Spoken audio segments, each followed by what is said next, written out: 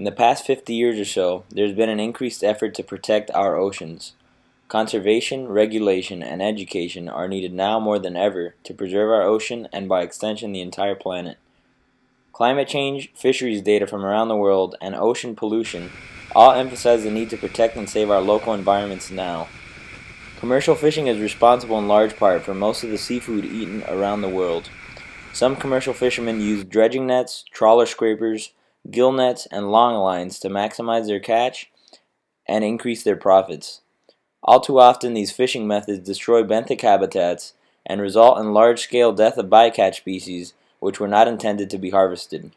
To make the problem worse, local and recreational fishing reefs and wrecks are often polluted and littered with hooks, lines, and weights which get stuck on bottom structure, making it hard for animals to survive in these habitats. Some common species harvested in our South Florida waters include snappers such as the mangrove snapper, the mutton snapper,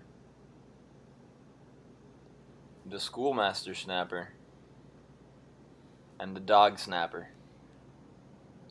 Other common fish that are speared are the hogfish, which is actually a wrasse, grouper, this is a black grouper, but gags and reds are also speared, amberjacks, which are usually in deeper water, and mackerel such as cero or king mackerel, as this one is here. When juxtaposed with these harmful ways of commercial fishing and even hook and line fishing, spearfishing is a much more environmentally friendly way to fish. So for this next part of the video, here's me 2 years ago spearfishing a wahoo over a wreck in Key Largo. Since I'm in such deep water, you're not going to be able to see the reef or any bottom structure in this video, but hopefully you'll get a taste for the sport and start to see why I'm suggesting it as a better way of fishing. Spearfishing is a sport humans have been participating in since the origins of our species. This method of fishing entails swimming in the ocean with a mask, snorkel, and fins while using a spear gun, pole spear, or sling. Once the target fish is located, you take a deep breath, dive down, and take a shot at the fish. This way to fish gets a bad reputation and deemed evil due to the violent way fish are harvested. I disagree, however.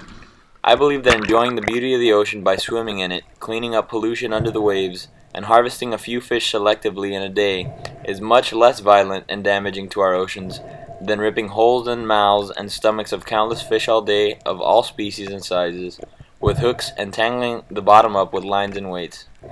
Spearfishermen around the world are heavily involved in conservation efforts and regularly clean up reefs directly when they dive. By getting recreational divers more involved in spearfishing or snorkeling in their local waters, I believe we can help lessen local environmental issues and relieve some of the pressure inflicted on these habitats so that we can continue to enjoy our oceans and seafood responsibly.